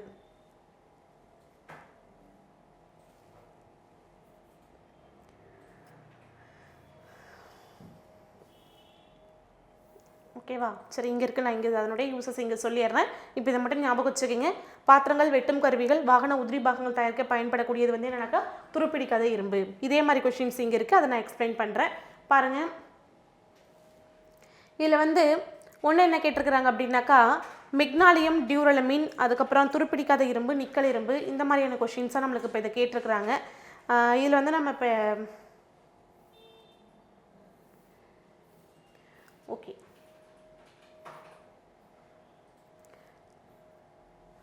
ஃபஸ்ட்டு பாருங்கள், காப்பருடைய கலவை அப்படின்னு சொல்லி கேட்டிருப்பாங்க. காப்பருடைய உலோக கலவை அப்படின்னு சொல்லி கேட்டிருப்பாங்க. காப்பர் வந்து என்னன்னாக்கா ஒன்று வந்து பித்தளை, அதுக்கப்புறம் வந்து வெண்கலம். பித்தளை வந்து காப்பரோட ஜிங்கு, வெண்கலம் வந்து காப்பரோட டின், இது ரெண்டும் சேர்ந்த கலவை தான் வந்து என்னது வெண்கலம் அப்படின்னு சொல்கிறோம். ஓகேவா, பித்தளை, வெண்கலம் அப்படின்றது. பித்தளை, வெண்கலம் ரெண்டுத்துலையுமே என்ன இருக்கும், காப்பர் இருக்கும். பித்தளை வந்து காப்பரோட ஜிங்க் சேர்ந்த கலவை, வெண்கலம்ன்றது காப்பரோட டின் சேர்ந்த கலவை. ஓகேவா, அடுத்து பாருங்கள். அடுத்து வந்து என்னன்னாக்கா இந்த டியூரலமினும் மெக்னாலியமும் அடுத்தது பார்ப்போம். ஓகேவா, டியூரலமின், மெக்னாலியம், இது ரெண்டும் வந்து இரும்புடைய உலோக கலவை அப்படின்னு சொல்லி பார்ப்போம். இது வந்து இரும்புடைய உலோக கலவை. உலோக கலவை இதில் வந்து மெக்னாலியம் பாருங்க, மெக்னாலியம் அப்படின்னா என்னுடைய நேம்ல இருக்கா அப்படின்னு ஞாபகம் வச்சுக்கிங்க. Magnesium plus aluminium, magnesium plus aluminium வந்ததுன்னா மெக்னாலியம். டியூரலமினா இருந்ததுனாக்கா மெக்னீஷியம் ப்ளஸ் அலுமினியம் அப்படியே எழுதிக்கோங்க.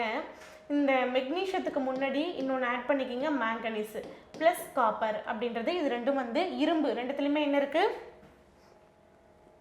சாரி இது ரெண்டும் வந்து அலுமினியத்தினுடைய உலோக கலவை. அலுமினியம் அலுமினியத்தினுடைய உலோக கலவை, ரெண்டுத்துலையுமே அலுமினியம் இருக்கா, மெக்னாலியம் டியூரலமின். இங்கே பாருங்கள் பித்தளை அப்படின்றது எதுக்கு பயன்படுது, ஓகேவா. பித்தளை அப்படின்றது எதுக்கு பயன்படுதுன்னா கடின உபகரணங்களாகவும் அலங்கார பொருட்களாகவும் பதக்கங்களாகவும் பயன்படக்கூடியது வந்து என்னன்னாக்கா பித்தளை அப்படின்றது பயன்படும், ஓகேவா. இது எல்லாமே நம்ம ஸ்கூல் புக்கில் இருக்கக்கூடியதான்.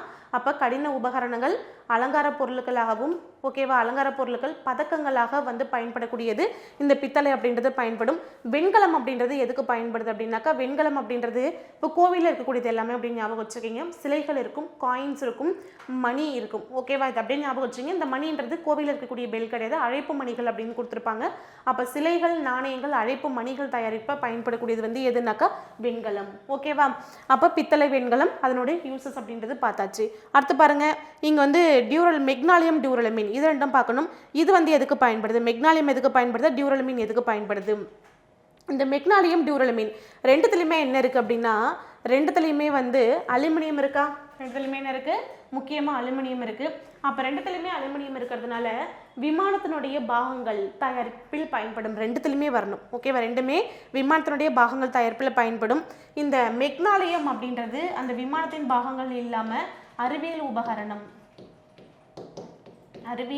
உபகரணம் தயாரிப்பில் மெக்னாலியமும், டியூரலமின் அப்படின்றது வந்து குக்கர் தயாரிப்பிலும், ஓகேவா, ப்ரெஷர் குக்கர் தயாரிப்பிலும் பயன்படும், ஓகேவா. ஞாபகம் வச்சுக்கிங்க. அப்போ இதில் ஃபார்முலா அதிகமாக இருக்குது, அப்போ அதிகமான ப்ரெஷர் வந்து அதிகமாக இருக்கும் அப்படின்றது கூட ஷார்ட்கட்டாக ஞாபகம் வச்சுக்கிங்க. சம்திங் உங்களுக்கு எது உங்களுக்கு ஈஸியாக இருக்குமோ அந்த மாதிரி ஞாபகம் வச்சுங்க. ப்ரெஷர், ஓகேவா, ப்ரெஷர் குக்கரில் பயன்படும். ரெண்டுத்துலேயுமே அலுமினியம் இருக்கிறதுனால ரெண்டுமே வந்து எதுக்கு பயன்படும் அப்படின்னாக்கா விமானத்தினுடைய பாகங்கள் தயாரிப்பில் பயன்படும். அடுத்து பாருங்க, நிக்கல் இரும்பு, துருப்பிடிக்காத இரும்பு, இதுதான் வந்து இரும்பினுடைய உலோக கலவை.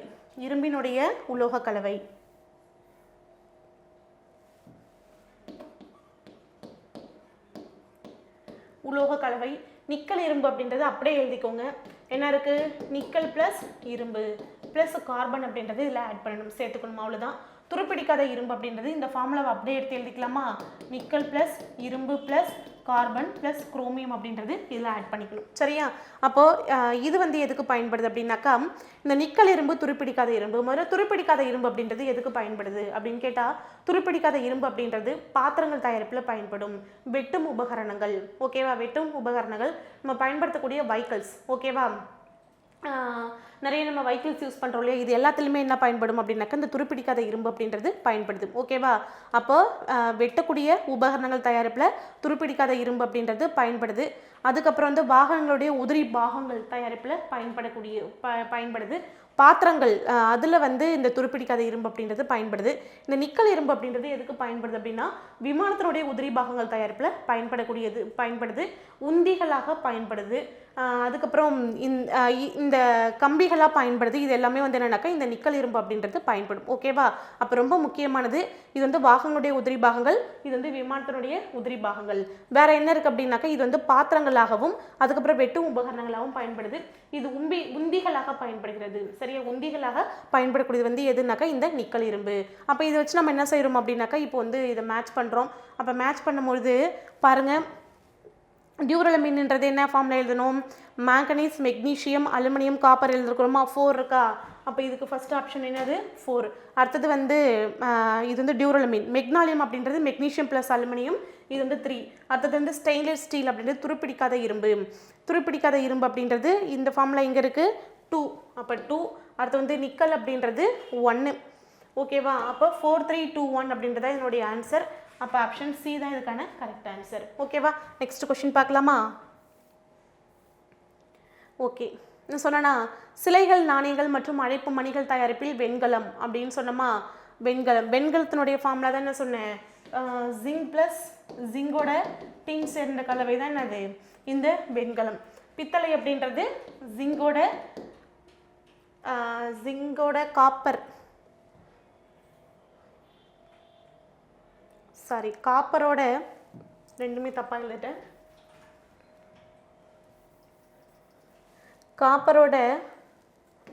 காப்பரோட ஜிங்கு, இது காப்பரோட டின்னு. ஓகே, காப்பரோட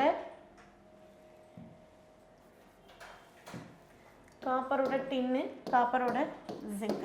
ஓகேவா. நம்ம ப்ரீவியஸாக ஒரு கொஷின் சொன்னோம் இல்லையா, என்ன கொஷினு,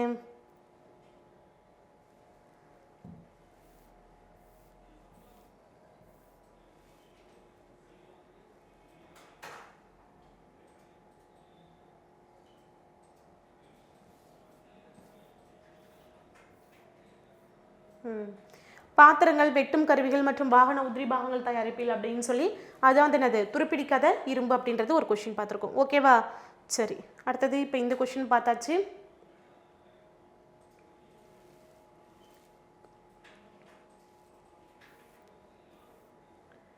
ஓகே, டியூரல் மீன் மெக்னானியம்லாம் மேலே இங்கே எழுதிருக்கேன், அதை பார்த்துக்கோங்க. அடுத்த கொஷின் பார்க்கலாம். அடுத்த கொஷின் வந்து which of the following layer can be created by copper when react with carbon dioxide and moisture அப்படின்னு கேட்டிருக்கிறாங்க. தாமிரம் கார்பன் டை ஆக்சைடு மற்றும் ஈரப்பதத்துடன் வினைபுரியும் பொழுது எந்த படலத்தை உருவாக்குகிறது அப்படின்னு சொல்லி கேட்டிருக்கிறாங்க. பச்சை நிற கால்சியம் காப்பர் கார்பனேட். ஓகேவா, காப்பர் கார்பனேட் அப்படின்றது தான் கரெக்டான ஆன்சர்.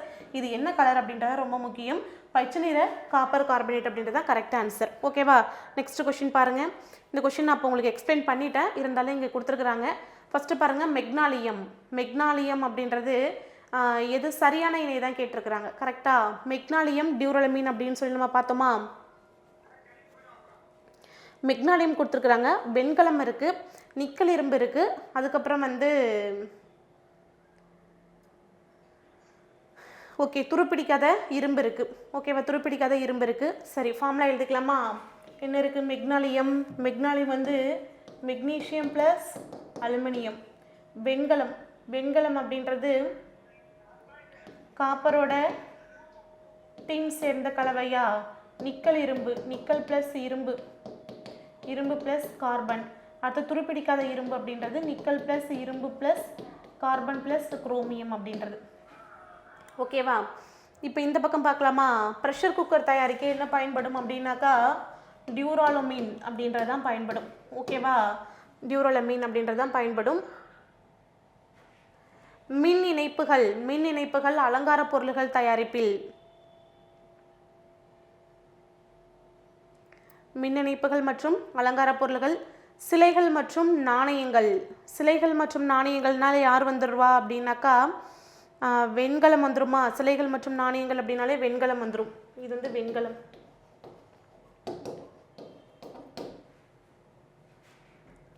மின் இணைப்புகள் மற்றும் அலங்காரம் அப்படின்னு சொன்னாலே யார் வந்துடும் அப்படின்னா பித்தளை வந்துடும். சரியா, பித்தளை. அப்போ இது எல்லாமே என்னது, இதுக்கான ஆன்சர் பித்தளை தான் வந்து அலங்கார பொருள்களாகவும் மின் இணைப்புகளாகவும் பயன்படும். ப்ரெஷர் குக்கரில் டியூரல் மீன் பயன்படுது. சிலைகள் மற்றும் நாணயங்கள் அப்படின்னாக்கா வெண்கலம் வந்துடுது. அப்போ நிக்கல் இரும்பு தான் எதுக்கு பயன்படுது அப்படின்னாக்கா கம்பிகளாகவும் விமானத்தின் உதிரி பாகங்களாகவும் பயன்படுகிறது. ஓகேவா. சரி, இதனோட யூசஸ்லாம் ஆல்ரெடி மேலேயே நான் சொல்லியிருக்கிறேன். இது இல்லாமலும் நம்மளுக்கு இந்த மாதிரி எது வந்து சரியான இணை அப்படின்னு சொல்லி கேட்டாலும் எதுக்கு என்னென்ன கொடுத்துருக்குறாங்க அப்படிங்கிறது ஞாபகம் வச்சுக்கிடுங்க. ஞாபகம் வச்சுட்டு நம்ம கரெக்டாக ஆன்சர் பண்ணலாம். இப்போ எது மட்டும் கரெக்டாக இருக்குனாக்கா ஆப்ஷன் சி மட்டும் தான் இதுக்கு கரெக்டாக இருக்குது. ஓகேவா. நெக்ஸ்ட் கொஷின் பாருங்கள். ஓகே, என்ன கேட்டிருக்கிறாங்க அப்படின்னாக்கா the process of coating the surface of metal with a thin layer of zinc is called. மெல்லிய படலமாக துத்தநாக படிவை பிற உலோகத்தின் மீது ஏற்படும் நிகழ்வுக்கு என்ன பேர் அப்படின்னு சொல்லி கேட்டிருக்கிறாங்க. கால்வனைசேஷன் அப்படின்றது பேர். கால்வனைசேஷன் அப்படின்னாக்கா நாகமுலாம் பூசுதல் அப்படின்றது பேர். ஓகேவா, நாகமுலாம் பூசுதல் அதுதான் வந்து கால்வனைசேஷன் அப்படின்னு சொல்கிறோம். அப்போது துத்தநாகத்தை என்ன செய்கிறாங்க, பிற உலோகத்தின் மேலே அது மேலே கோட்டிங் கொடுக்கறதுக்கு பேர் தான். நெக்ஸ்ட் கொஸ்டின் பாருங்கள். மேட்ச் ஃபாலோவிங் கேட்டிருக்கிறாங்க. புவியீர்ப்பு முறையில் அடுப்பிரித்தல், காந்த பிரிப்பு முறை, நுரை மிதப்பு முறை, வேதிமுறை அப்படிங்கிறது கொடுத்துருக்குறோம். இதில் வந்து பாருங்கள் புவியீர்ப்பு முறை கிராவிட்டி செப்பரேஷன் இருக்கு இல்லையா, அந்த புவியீர்ப்பு முறை அப்படின்றது ஒவ்வொன்றையும் ஒவ்வொரு தாதுக்களையும் ஒவ்வொரு முறையில் நம்ம என்ன செய்வோம், அடர்ப்பித்தல் செய்வோம். ஓகேவா? அப்போ புவியீர்ப்பு முறையாக இருந்ததுனாக்கா ஆக்சைடு தாதுக்கள் இருந்ததுன்னா புவியீர்ப்பு முறையில் அடர்ப்பித்தல் பண்ணுவோம். காந்த பிரிப்பு முறையில் வந்து அதிலே நேம் இருக்கும் காந்த தன்மை உள்ள தாதுக்கள். நுரைமிதப்பு முறையில் வந்து சல்ஃபைடு தாதுக்கள், தூய நிலை தாதுக்கள், வேதி முறையில் தூய நிலை தாதுக்கள் அப்படின்றது. இப்போ நம்மளுக்கு என்னன்னாக்கா ஒவ்வொன்றையும் என்னென்ன முறையில் அடர்ப்பித்தல் பண்ணுறோம் அப்படின்றது இங்கே பார்க்குறோம். ஓகேவா? அப்போ பாக்சைட் அப்படின்றது Al2O3.2H2O அப்படின்றது, ஜிங்க் பிளான்ட் ZnS, டின் ஸ்டோன் SnO2, ஹேமடைட் Fe2O3. ஓகேவா? அப்போ என்ன இருக்குது, ஆக்சைடு எல்லாம் ஓவில் முடிஞ்சிருக்கணுமா, சல்ஃபைடுன்னா எஸ்ல முடிஞ்சிருக்கணும். அப்போ பாருங்கள் கிராவிட்டி செப்பரேஷன் புவியீர்ப்பு முறை அப்படின்னு இருக்குது. அந்த புவியீர்ப்பு முறை அப்படின்றது ஆக்சைடு தாதுக்கள் ஓவில் முடிஞ்சிருக்கிறது ஹேமடைட். அப்போ இங்கே என்ன வரணும், 4ன்னு வரணுமா. அடுத்து பாருங்கள் காந்த பிரிப்பு முறை. ஓகேவா? காந்த பிரிப்பு முறை இருக்குது, நுரைமிதப்பு முறை போட்டலாம். நுரைமிதப்பு முறை வந்து சல்ஃபைடு தாதுக்கள் எஸ்ன்னு முடிஞ்சுன்னா சல்ஃபைடு. அப்போ இங்கே என்ன வரணும், 2 அப்படின்னு வரணுமா. அதுக்கு அடுத்தது பாருங்கள் வேதி முறைக்கு வந்து என்ன வரணும், பாக்சைட் வரணும். இது வந்து 1. அப்போ பேலன்ஸ் என்ன இருக்குது, அப்படின்னாக்கா டின் ஸ்டோன் இருக்கா, இதுதான் வந்து காந்த பிரிப்பு முறைக்கு. அப்போ வந்து 3 கரெக்டா, 4 3 2 1 அப்படின்றத ஆன்சர். அப்போ இதுக்கான ஆன்சர் வந்து ஆப்ஷன் டி தான் என்னுடைய கரெக்ட் ஆன்சர். ஓகேவா? நெக்ஸ்ட் கொஸ்டின் பாருங்கள். நெக்ஸ்ட் கொஸ்டினில் கூற்று காரணம் கொடுத்துருக்குறாங்க. Helium, neon, argon, krypton, xenon மற்றும் 18ஆம் தொகுதியில் உள்ள ரேடான் போன்ற தனிமங்கள் அரிய வாய்க்கள் அல்லது மந்த வாய்க்கள் என அறியப்படுகின்றன. இந்த கூற்று வந்து கரெக்டு தான். சரியா? கரெக்டு தான். இவை ஓரண தனிமங்கள் மற்ற பொருட்களுடன் அவ்வளவு எளிதில் வினை புரிவதில்லை. எனவே இவை மந்த வாய்க்கள் என அறியப்படுகின்றன. மேலும் இவை மிக சிறிய அளவிலேயே காணப்படுகின்றன. எனவே இவை அரிய வாய்க்கள் எனவும் அறியப்படுகின்றன. இதில் இருக்கிறது எல்லாமே கரெக்டு தான். சரியா? அப்போ இதுக்கு பேர் என்ன சொல்லும் அப்படின்னாக்கா நோபல் கேஸ் அப்படின்னு சொல்கிறோம். ஓகேவா? நோபல் கேஸ் அப்படின்னு சொல்லலாம், அது மோனோ அட்டாமிக் கேஸ் அப்படின்னு சொல்கிறோம். ஏன் அந்த மாதிரியே சொல்கிறோம் அப்படின்னாக்கா இது வந்து யார் கூடயும் ரியாக்ட் ஆகாது. அதனால தான் இது மந்த வாய்க்கள் அல்லது அரிய வாய்க்கள், ரொம்ப ரேராக காணப்படுறதுனால அரிய வாய்க்கள் அப்படின்னு சொல்கிறோம். யார் கூடயும் ரியாக்ட் ஆகாமல் இருக்கிறதுனால மந்த வாய்க்கள் அப்படின்னு சொல்கிறோம். கூற்று காரணம் ரெண்டுமே கரெக்டாக இருக்கிறதுனால என்னுடைய ஆப்ஷன் வந்து ஆப்ஷன் ஏ தான் இதுக்கான கரெக்ட் ஆன்சர். ஓகேவா? நெக்ஸ்ட் கொஸ்டின் பாருங்கள். நெக்ஸ்ட் வந்து துருவின் வேதியியல் வாய்ப்பாடு என்னன்னு சொல்லி கேட்டிருக்கிறாங்க. துரு அப்படிங்கிறது நீரேறிய ஃபெர்ரிக் ஆக்சைடு தான் நம்ம என்னென்னு சொல்கிறோம்னாக்கா துரு அப்படின்னு சொல்கிறோம். இந்த துருவனுடைய வேதியியல் வாய்ப்பாடு அப்படின்றது Fe2O3.XH2 அப்படின்றத இதுக்கான கரெக்ட் ஆன்சர்.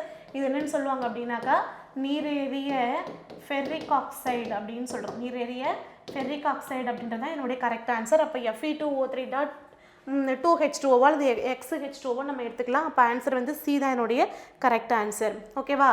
லாஸ்ட் கொஸ்டின் பாருங்கள். லாஸ்ட் கொஸ்டினில் முலாம் பூசல், கால்வனைசேஷன், கால்சினேஷன், காற்றில்லா வருத்தல், ஆக்சிஜனேட்டர் ஒடுக்க வினை, ரிடாக்ஸ் ரியாக்ஷன், அடுத்தது வந்து டெண்டல் ஃபில்லிங், பற்குழிகளை அடைத்தல். இதில் நம்மளுக்கு ஒரு ஆன்சர் தெரியும் தானே. என்ன தெரியும்?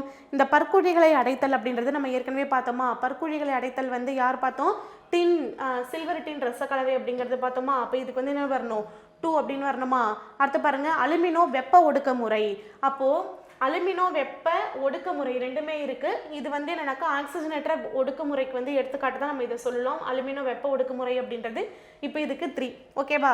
அடுத்து பாருங்கள் முலாம் பூசுதல் வந்து துத்தநலகம் பூச்சி தான் வந்து என்ன பயன்படுது. இந்த கொஸ்டின் நம்ம முன்னாடி பார்த்தோம். அப்போ இது 1. அப்போ எல்லாம் வந்துருச்சா. பேலன்ஸ் என்ன இருக்குது, காற்றில்லா வருத்தல், காற்றில்லா சூழ்நிலையில் சூடேற்றும் நிகழ்வு, அதிலே ஆன்சர் இருக்குது. அப்போ 4. அப்போ 1 4 3 2 அப்படின்றதா என்னுடைய ஆன்சர். ஆப்ஷன் டி தான் இதுக்கான கரெக்ட் ஆன்சர். ஓகேவா? சிம்பிள். இது இந்த மாதிரி கேட்டாங்கன்னா எல்லாமே அதிலே ஆன்சர் நம்மளுக்கு கொடுத்துருக்கு. டேரெக்டாக அப்படியே ஆன்சர் பண்ணுற மாதிரி தான் இதில் இருக்குது. ஓகே. ஸோ இது வரைக்கும் நம்ம 10th லெசனில் இருக்கக்கூடிய 2 லெசனில் ஒரு 30 கொஷின்ஸ் வரைக்கும் இதில் பார்த்துருக்குறோம். இதோட இந்த டாபிக் நம்மளுக்கு கம்ப்ளீட் ஆகுது. அடுத்த வீடியோவில் அடுத்த ஒரு 2 லெசனுக்கான கொஷின்ஸ் அதனுடைய எக்ஸ்ப்ளனேஷன் பார்க்கலாம். தேங்க்யூ.